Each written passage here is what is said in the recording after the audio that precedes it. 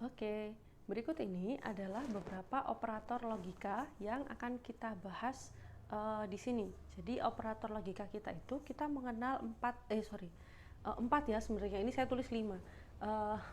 Ada negasi, konjungsi, disjungsi, implikasi, dan biimplikasi.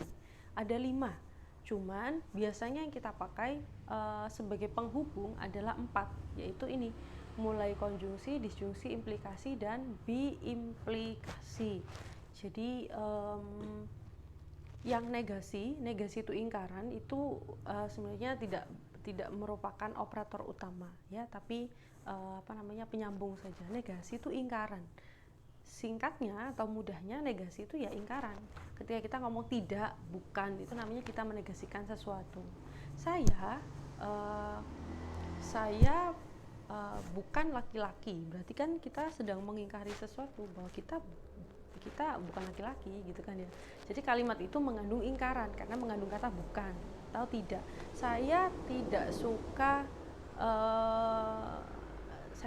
suka kopi misalkan, berarti dia mengandung satu ingkaran. Itu namanya kalimatnya mengandung operator negasi gitu ya.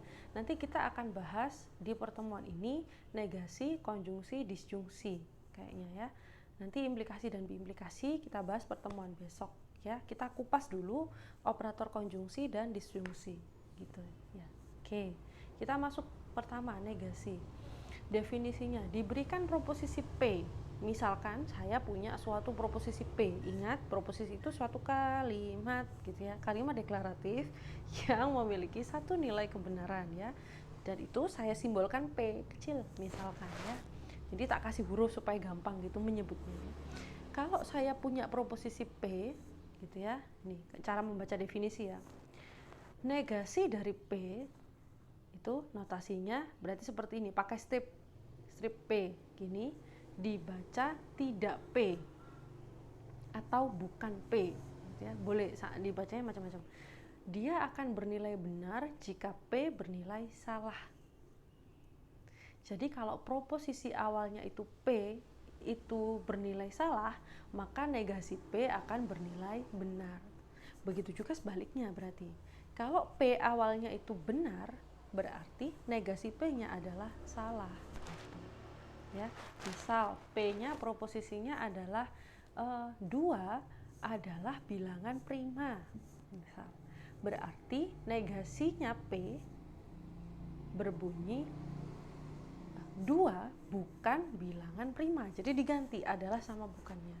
Lah yang proposisi pertama yang awal 2 adalah bilangan prima. Nah, itu kan proposisi yang bernilai benar, ya kan?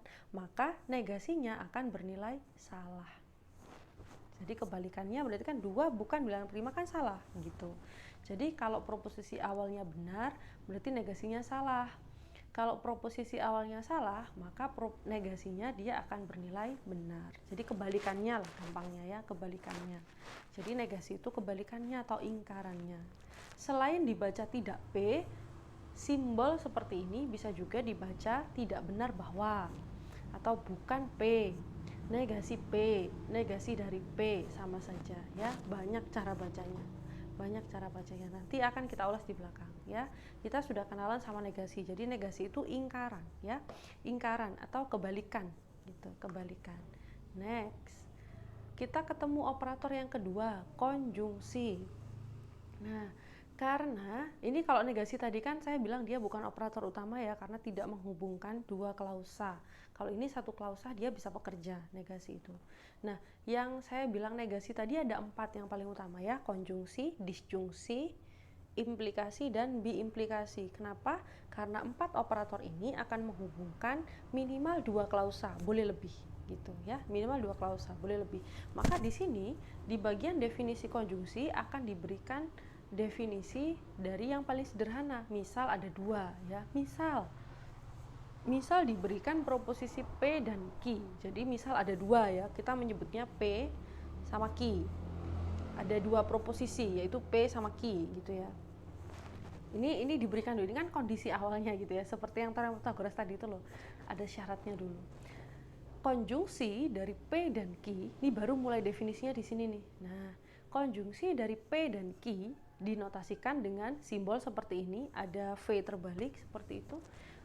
P dan Q dibacanya adalah P dan Q. Jadi simbol ini dibacanya adalah dan. Nah, dia akan bernilai benar jika P dan Q keduanya bernilai benar. Saya garis bawahi definisinya, P dan Q itu baru akan bernilai benar jika P dan Q ini keduanya bernilai benar. Jadi masing-masing harus benar gitu. Saya kasih Anda contoh yang sangat sederhana kalau dalam kehidupan sehari-hari. Misal ibu meminta kita untuk pergi ke warung atau pergi ke toko, beli sabun dan shampoo misalkan. Duk, coba ke toko. Nggih, Bu. Belikan sabun dan shampoo. Habis ini di kamar mandi gitu misalkan. Kasih duit, berangkatlah Anda ke sana. Kalau misalkan Anda itu pulang cuman bawa sabun saja, pasti kan di rumah ditanya, "Loh kok sabun aja? Lah samponya mana?" Balik beli sampo gitu. Wong disuruh 2 kok dapatnya 1 gitu. Begitu juga kalau Anda misalkan pulang cuman bawa sampo aja, nggak bawa sabun, pasti kan dari rumah tetap ditanya kan, "Loh lah sabunnya mana? Kan kamu tak suruh beli sabun dan sampo." Pakai dan penghubungnya. Lah karena pakai dan berarti dua-duanya harus kena, harus dapat. Kalau Anda pulang bawa dua-duanya, sampo dan sabun, berarti kan benar, sesuai tugasnya. Maremlah si ibunda gitu ya. Oh iya pinter kamu nak, terima kasih gitu kan ya. Tapi kalau bawa salah satu pasti tetap suruh balik gitu ya. Tetap suruh balik. Loh lah kurang, mana sabunnya gitu, suruh balik. Mana samponya, suruh balik gitu. Apalagi kalau sudah ke toko tapi nggak bawa dua-duanya gitu kan. Jadi nggak bawa dua-duanya, jadi nggak bawa sampo, nggak juga bawa sabun, berarti jelas salah kan. Malah balik ke rumah ditanya, "Loh lah mana, disuruh beli kok nggak dapet apa-apa." "Oh iya lupa mah."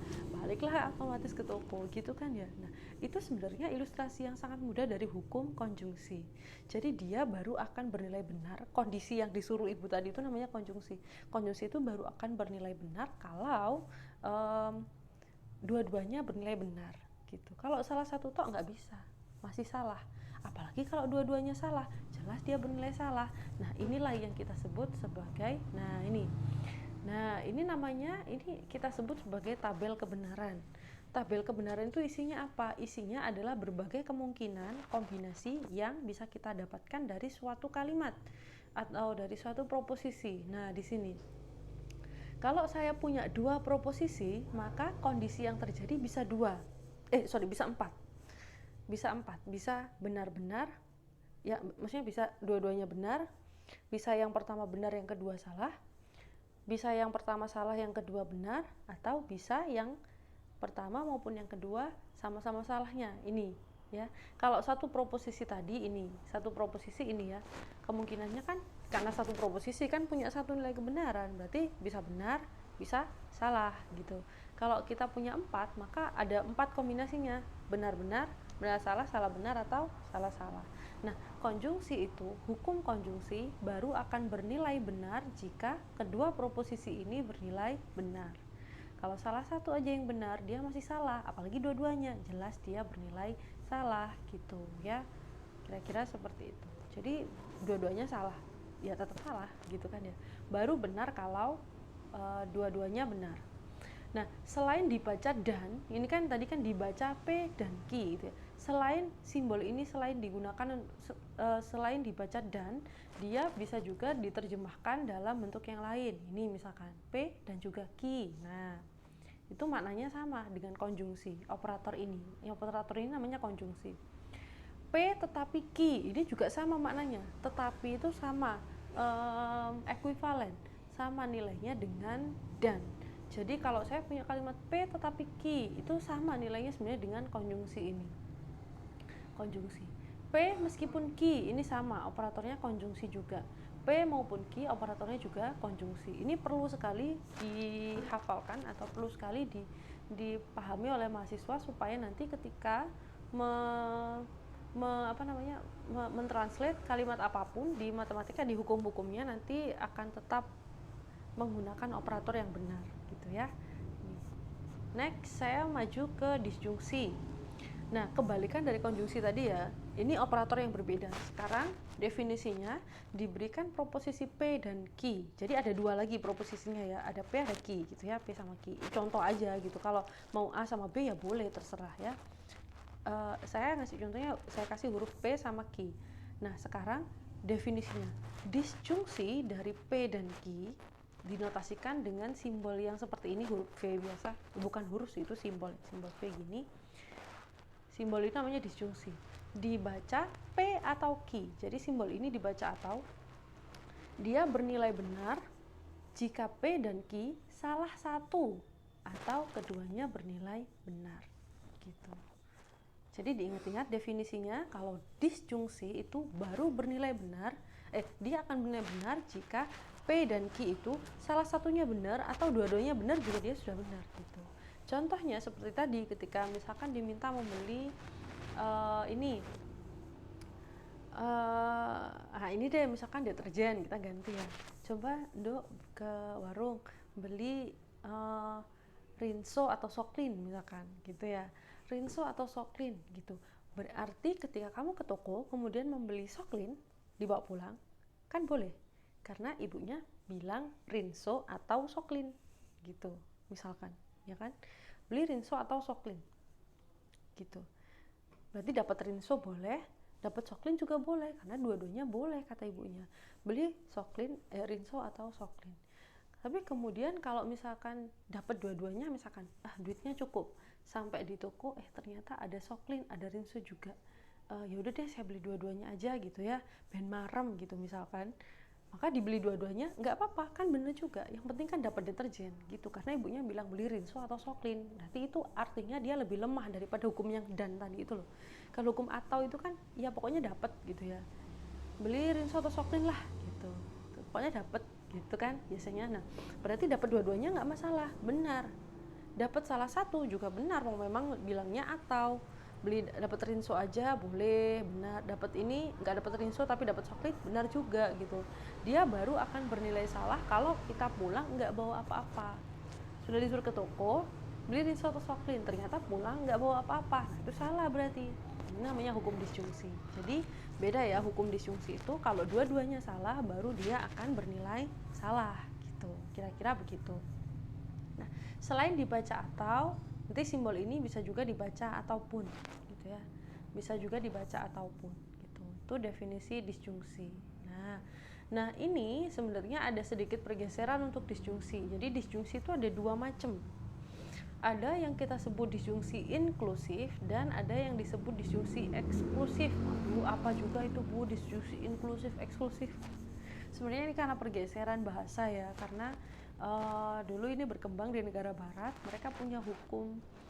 Kalau Anda barangkali ada yang suka belajar bahasa Inggris ya, atau ya memang harus ya belajar bahasa Inggris ya, nanti akan ada hukum di bahasa Inggris itu yang menyebutkan or saja. Or itu artinya atau. Tapi ada juga hukum either or. Jadi either or. Nah, kalau or saja itu berarti hukumnya disjungsi inklusif yang tadi itu. Salah satu benar boleh, dua-duanya benar juga boleh. Tapi kalau either or itu yang benar harus salah satu aja gitu, yang dipilih salah satu aja, nggak boleh dua-duanya gitu. Dan ternyata hukum itu juga kemudian masuk di hukumnya logika. Ada yang inklusif, ada yang eksklusif. Diingat-ingat sesuai namanya. Inklusif itu kayak yang tadi itu. Jadi salah satu benar atau dua-duanya benar boleh. Ini yang pertama ini inklusif ya. Ini inklusif, simbolnya biasa. Kalau yang eksklusif, disjungsi eksklusif itu di bawahnya simbol disjungsi ini akan diberi garis bawah. Atau kadang-kadang ada juga buku yang menuliskannya gini, pakai V kemudian ada lingkarannya. Jadi seperti V gini, sama kayak gini, ini V tapi dilingkari gini gitu. Ada juga yang seperti itu, sama aja ya, maknanya sama, disjungsi eksklusif. Nah, seperti namanya, saya ulang ya, eksklusif. Berarti kan kalau eksklusif tuh benar-benar mau sendiri gitu ya, benar-benar mau untuk dirinya sendiri. Kalau disjungsi eksklusif itu dia benar-benar harus boleh, benar salah satu aja. Kalau benar dua-duanya dia nggak mau gitu. Ya, jadi kayak kasus beli rinso atau sabun tadi itu ya berarti mamanya cuma ngasih duit cukup untuk beli salah satu aja gitu. Beli Soklin atau rinso, ini uangnya segini gitu. Kalau dapat dua-duanya salah dong. Nah kan aneh, kan duitnya cuma cukup buat beli satu gitu. Nah itu namanya disjungsi eksklusif. Tapi kalau misalkan disjungsi yang sifatnya lebih bebas, lebih terbuka, ini yang inklusif ini. Inklusif ya. Jadi dua-duanya benar boleh. Kalau di sini yang eksklusif itu maunya cuma benernya cuma salah satu aja, nggak mau dua-duanya gitu. Misalkan Anda mau teh atau kopi misalkan, pilih salah satu, kalau dua-duanya nggak boleh gitu. Nanti kebanyakan tuh dikasih jatahnya kopi atau teh aja gitu, kok milih dua-duanya, kan nggak boleh gitu ya. Misalkan kira-kira seperti itu ya, sambil dihafalkan nanti ya gitu. Ini ada tambahan penjelasan tentang tabel kebenaran gabungan. Apa itu tabel kebenaran gabungan Bu? Ini yang kita pakai ini tadi.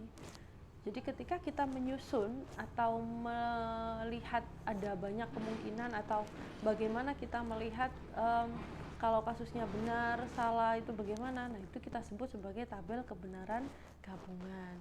Nah tabel kebenaran itu tergantung pada berapa banyaknya proposisi yang terlibat gitu. Berapa banyaknya proposisi yang terlibat.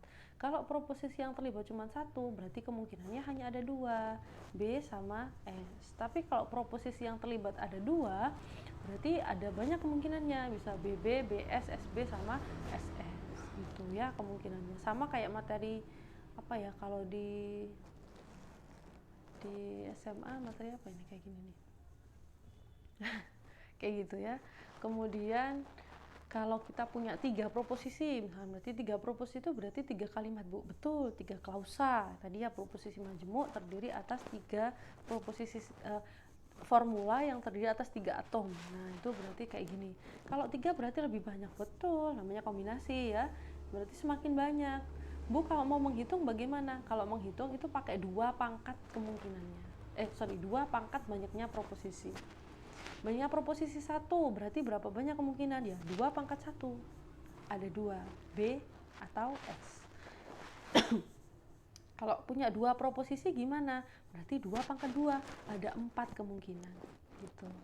Kalau 3 proposisi gimana? Berarti 2 pangkat 3, 8. Nah kayak begini. Berarti semakin banyak proposisi semakin banyak kemungkinannya gitu. Kalau saya nyusun biasanya begini.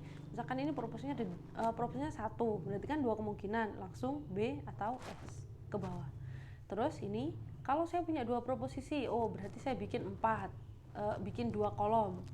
Terus 2 pangkat 2, 4, berarti 4 baris. Kemudian karena ada 4 baris, berarti sini saya bagi dulu. Bagi 2, BB, SS, berarti yang sini langsung BS, BS gitu. Kalau ada 8, kayak gini, 2 pangkat 3 kan 8. Maka di kolom pertama akan saya isi 8 bagi 2, 4, berarti 4B, 4S. Kemudian 4 ini dibagi 2 lagi, berarti kan 22. BB, SS, ini BB, SS. Terus yang ini terakhir, ujungnya yang paling ujung selalu harus BS, BS, BS, BS seperti ini ya.